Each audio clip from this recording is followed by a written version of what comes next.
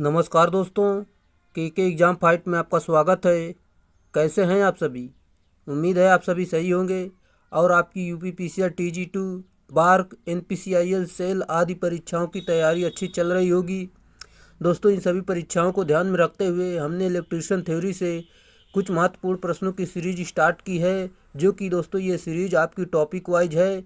हमने इस सीरीज में अभी हमने डीसी जनरेटर से कुछ महत्वपूर्ण प्रश्नों की श्रृंखला रखी है, जो कि दोस्तों आज ये सीरीज कंप्लीट हो जाएगी डीसी जनरेटर की, और फिर अगले वीडियो में हम नया चैप्टर स्टार्ट करेंगे। चलिए, आपका ज़्यादा टाइम न लेते हुए इन प्रश्नों की शुरुआत करते हैं। उससे पहले आपसे रिक्वेस्ट है, अगर आप चैनल पर नए, चैनल को सब्सक्राइब कर लीजिए और अपने दोस्तों में शेयर कर दीजिए। अगर वीडियो अच्छा लगता है तो वीडियो को लाइक ज़रूर करना। चलिए शुरुआत करते हैं। आज हम 250 से ऊपर प्रश्नों को करेंगे, जो कि हमने इसके पीछे वाले प्रश्नों को हमने कर लिया है ऑलरेडी पहले से। अगर आपने नहीं देखा है तो वो सारी वीडियो ज़रूर देखें जाकर। चलिए शुरुआत करते हैं। जैसे कि एक डीसी जनरेटर डैश डैश में बदलता है। सही उत्तर आप सभी को पता होगा, ऑप्शन नंबर सी, यांत्रिक ऊर्जा को विद्युत ऊर्जा में बदलता है। ये इसका सही उत्तर है। डीसी जनरेटर यांत्रिक ऊर्जा को विद्युत ऊर्जा में बदलता है तथा यह फ्लेमिंग के दाएं हाथ के सिद्धांत पर कार्य करता है। और बात करते हैं, जैसे कि डीसी मोटर विद्युत ऊर्जा को यांत्रिक ऊर्जा में बदलती है तथा यह फ्लेमिंग के बाएं हाथ के सिद्धांत पर कार्य करती है।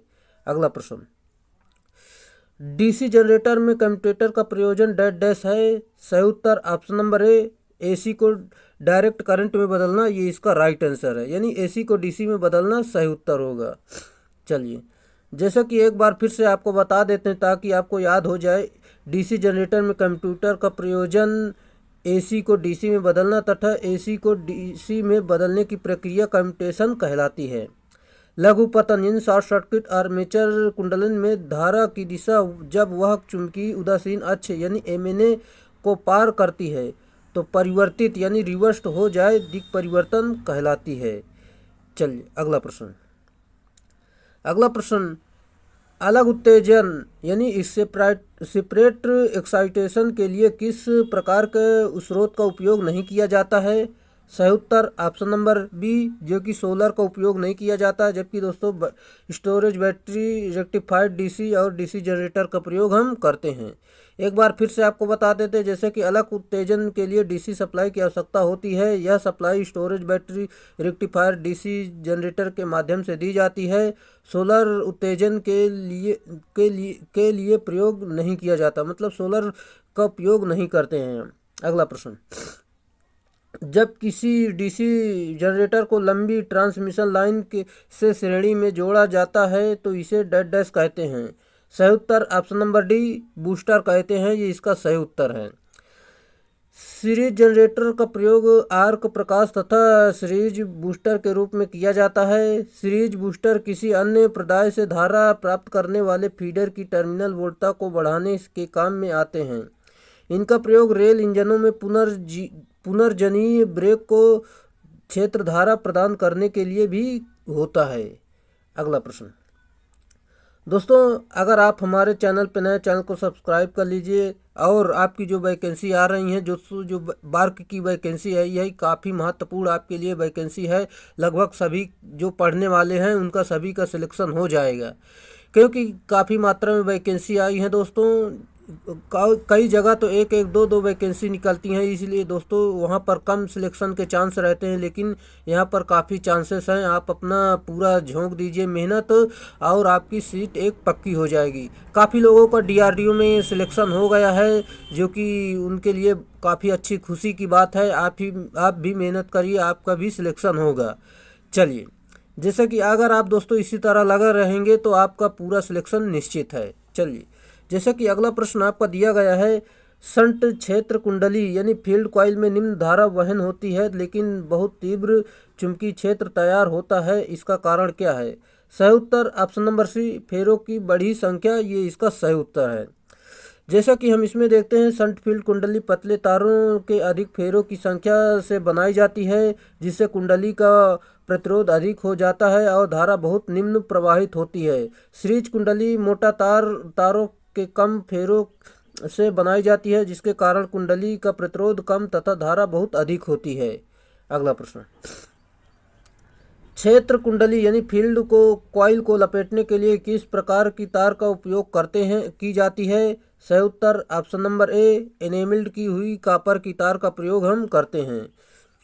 क्षेत्र कुंडली फील्ड कॉइल को इनेमल की हुई कॉपर की तार की आवश्यकता होती है और कॉपर तार की चालकता अधिक होती है। दोस्तों ये फैक्ट आप जरूर याद रखें, कॉपर की चालकता अधिक होती है, चांदी के बाद दूसरा स्थान है इसका। क्षेत्र कुंडली किसी मोटर के सीरीज या शंट में लगाई जाती है। चलिए अगला प्रश्न, कोई DC shunt generator 220 volt terminal वोल्टता पर भार को 15 एम्पियर प्रदान करता है। शंट फील्ड प्रतिरोध 220 ओम, आर्मेचर धारा डैश डैश होगी। सिंपल सा फार्मूला होता है, जैसे कि आपका वोल्टेज दिया गया है, धारा दी गई है, प्रतिरोध दिया गया है। फार्मूला होता है जैसा कि आप देख सकते हैं, शंट धारा बराबर यानी शंट धारा बराबर वोल्टेज अपान शंट प्रतिरोध। यहाँ पर वोल्टेज का मान 220 रखेंगे और प्रतिरोध का मान 220 रखेंगे तो आपका यहाँ पर हो जाएगा, यहाँ पर निकालेंगे तो आपका शंट धारा 1 हो जाएगी। फिर दोस्तों आपकी आर्मेचर धारा निकालेंगे तो शंट लोड धारा और शंट धारा दोनों को जोड़ देंगे, 15 और इसका 1 आया था तो आप दोनों को जोड़ देंगे तो आपका 16 आंसर हो जाएगा, जो कि आप देख सकते हैं शंट धारा 1 आई थी, आर्मेचर धारा बराबर लोड धारा प्लस शंट धारा दोनों को जोड़ देंगे, आपका 16 आंसर निकल कर आ जाएगा, जो कि ऑप्शन नंबर डी सही उत्तर है। अगला प्रश्न आपका दिया गया है, आर्मेचर प्रतिरोध वोल्टा ड्रॉप का सूत्र डैश डैश है। सही उत्तर ऑप्शन नंबर ए, आर्मेचर धारा और आर्मेचर प्रतिरोध गुणे में आर्मेचर प्रतिरोध, ये इसका सही उत्तर है। चलिए अगला प्रश्न, दिक् परिवर्तक यानी कम्यूटेटर खंड के बीच में प्रयोग की जाने वाली विद्युत सामग्री डैश डैश है। सही उत्तर ऑप्शन नंबर सी, अभ्रक है, ये इसका सही उत्तर है। जैसा कि दिक् परिवर्तक खंड के बीच में प्रयोग की जाने वाली विद्युत सामग्री अभ्रक यानी माइका होती है। दिक् परिवर्तक यानी डीसी जनरेटर में यांत्रिक दृष्टिकारी का कार्य करता है। दिक् परिवर्तक डीसी मोटर में यांत्रिक इन्वर्टर का कार्य करता है। चलिए अगला प्रश्न, डीसी जनरेटर की गति बढ़ने पर प्रेरित वोल्टता डैश डैश। सही उत्तर ऑप्शन नंबर ए, बढ़ जाएगी, ये इसका सही उत्तर है। जैसे कि डीसी जनरेटर की गति बढ़ने पर प्रेरित वोल्टता का मान बढ़ जाता है, क्योंकि एन प्रेरित वोल्टता जी के अनुक्रमानुपाती होती है। फार्मूला देख सकते हैं जो कि इसके अनुक्रमानुपाती होती है गति के, यानी विद्युत वाहक बल और गति के अनुक्रमानुपाती है। अगला प्रश्न आपका दिया गया है, कोई DC shunt generator 220 volt terminal वोल्टता भार को 15 एम्पियर प्रदान करता है। शंट फील्ड प्रतिरोध 220 ओम है, आर्मेचर धारा डैश डैश होगी। सिंपल सा वही फार्मूला लगाना है, शंट करंट बराबर वोल्टेज अपान प्रतिरोध, यहाँ पर 1 आ जाएगा। वही सवाल ही है, लगभग पूरा वही सवाल है। सिंपल से इसका सही उत्तर हो जाएगा, जो कि हमने आपको बता दिया था, वही आंसर होगा। यहाँ पर रख देंगे मान 220/220, 1 आ जाएगा। फिर आर्मेचर धारा बराबर लोड धारा प्लस शंट धारा दोनों को जोड़ देंगे, आपका आंसर 16 एम्पियर आ जाएगा। चलिए अगले प्रश्न जाने से पहले आपको बताना चाहेंगे, अगर आपको इस वीडियो की PDF चाहिए तो टेलीग्राम चैनल ज्वाइन कर सकते हैं, यहाँ पर इसकी PDF दे दी जाएगी। अगला प्रश्न ये देखिए उसी प्रकार किया गया है। चलिए अगला प्रश्न,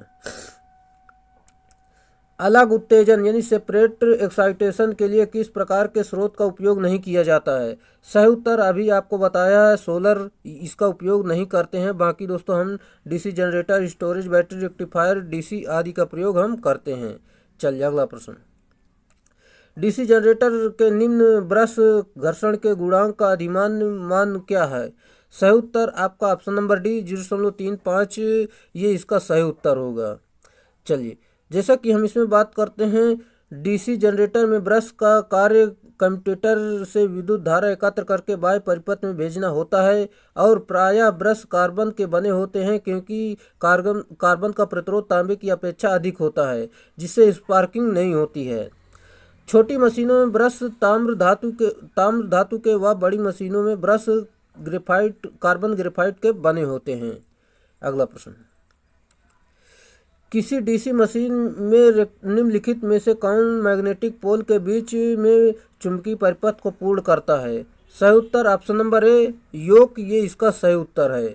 जैसा कि डीसी मशीन में योक मैग्नेटिक पोल के बीच चुंबकीय परिपथ को पूर्ण करता है तथा कम्यूटेटर का कार्य एसी को डीसी में बदलना है। सिरा प्लेटो शाफ्ट को स्थापित्व प्रदान करती है तथा पोल शू चुंबकीय क्षेत्र स्थापित करता है। ये इसकी इम्पोर्टेंट व्याख्या थी।